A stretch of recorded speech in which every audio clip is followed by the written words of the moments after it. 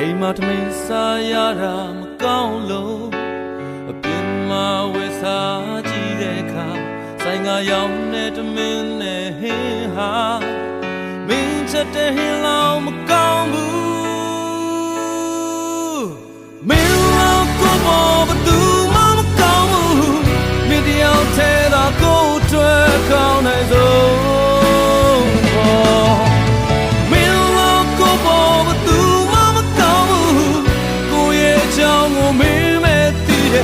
ကိုရဲ့ပြင်နာမင်းမဲ့ခွင်လို့တသူရှိ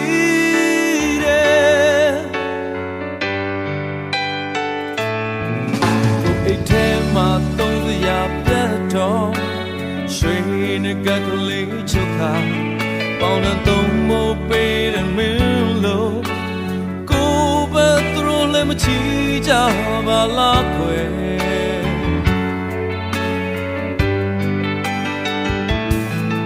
နေထိုင်မကောင်းလို့အိမ်ရတဲ့မှာ